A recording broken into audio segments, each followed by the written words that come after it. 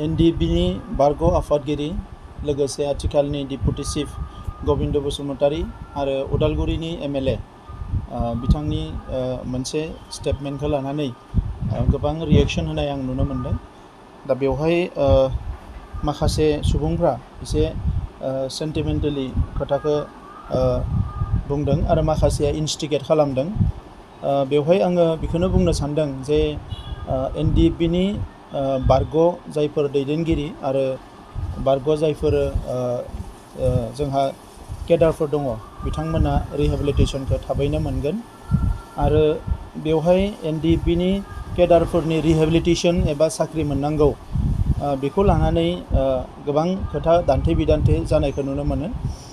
दा नैबे समाव कभिड-19नि मोनसे थासारि थांबाय, इलेक्सन थांबाय बायदिसिना आरो लिस्टफ्रा प्रपारलि जायैनि थाखाय नांगौ समाव एसे डिले जादों। नाथाय आसाम गभर्नमेन्टआ अलरेडि 150 crore सेंसन खालामनानै होदों। नैबे नभेम्बरनि जानो हागौ सेकेन्ड नङाबा थार्ड उइकनिफ्रायनो बे फैसाफ्रा बिथांमोननि एकाउन्टआव हाबगोन आरो बेजों लोगोसे जिफोर रिक्रुइटमेन्टनि बाथ्रा गुबुन गुबुन डिफेन्स फर्सआव रिक्रुइटमेन्ट आरो बेजों लोगोसे जोङो नाजादों कि स्टेट गभर्नमेन्टनि माखासे जि जबफोर दङ बेवहायबो एज रिलेक्सेसननि गेजेरजों हायोब्ला एपइन्टमेन्ट होनाय बे हाबाफारिफोरखौ सिङाव जोङो मावगासिनो दङ आरो केस उइथड्रआ 274 जाबाय।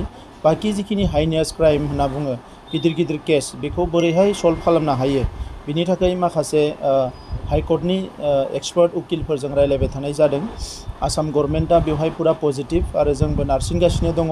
दा बेवहाय आङो आसाबादि जे हाइनेस क्राइमफोरखौबो लासै लासैनो सल्भ खालामनो हागोन आरो जेलाव थानायफोरखौबो जोङो माखासे समनि गेजेराव बिथांमोनखौबो जों बरनजोबनो हागोन। नाथाय बेवहाय माखासे मानसिफ्रा जोबोद इमोसनेलि खोथाफोरखौ सम सम बुंनानै थासारिखौ जोबोद गाज्रि खालामो। जोंनि जेंनाया दिनैनि नङा, 30-40 बोसोर बड'लेण्ड सोमावसारनायनि माखासे केसफ्रा दाबो दङ।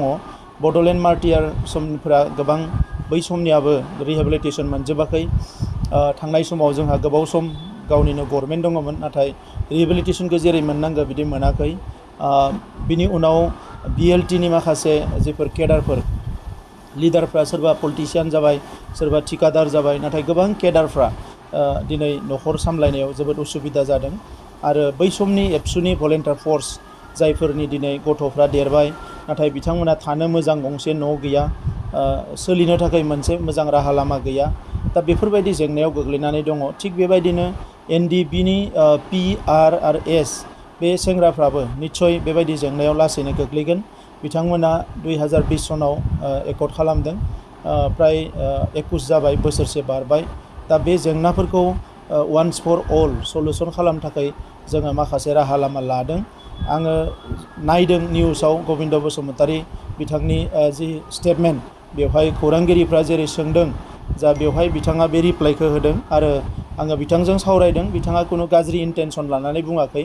गोबां समाव खौरांगिरिफ्रा माखासे कुइसन सोंनायाव एमब्रेस खालामो आरो गुबुन हारिनिफ्रा बांसिन गोबां समाव जोंखौ एमब्रेस खालामो पलिटिकेलि।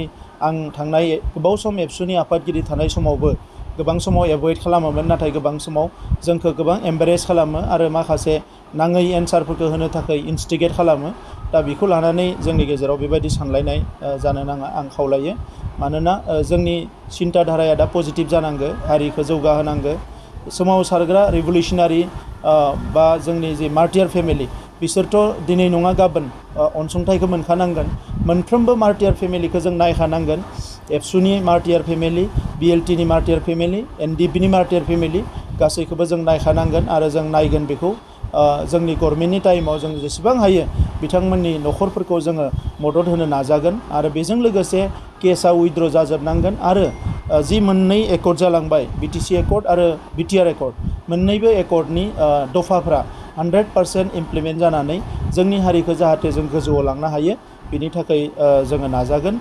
आथिखालाव साफा सानै मानसिफ्रा साना हसियानो बायदिसिना इन्स्टिगेट खालामग्रा एबा थुनज्लायग्रा खोथाफोरखौ बुङो, बियो मोजां नङा। ससियेल मिडियायाव थानाय जोंनि लाइमोनफ्रा जायफ्रा दिनै इयुनाव गोलाव सम जिउ खांनांगौ दङ बिथांमोना दिनै साख्रि गैया, बिथांमोना दिनै मोजां सोलोंथाइ लानो हायै गोबां दङ। बै लाइमोनफोरखौ एसे नङै बाङै लामाजों दैदेनलांनाय बायदि जायो।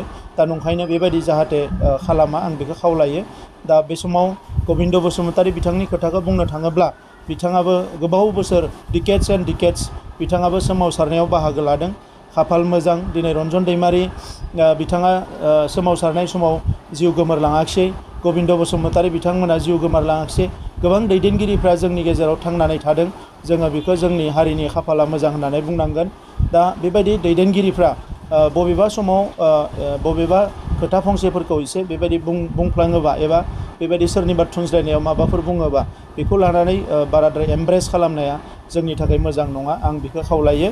आरो मोनसे बाथ्रा आं बुंबावनो सानदों, मोनसे टुइट नुनो मोनदों बेल एन्ड ब्लकआव हा बायनाय मानाय डिसिफोरनो पावार होनाय।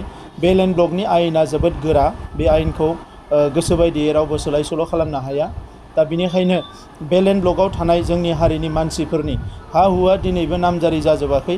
बैफोरखौ नामजारि खालामनो थाखाय, मियादि खालामनो थाखाय जोङो गभर्नमेन्टआ स्पेसियेलि माखासे पलिसि जों आखायाव लादों।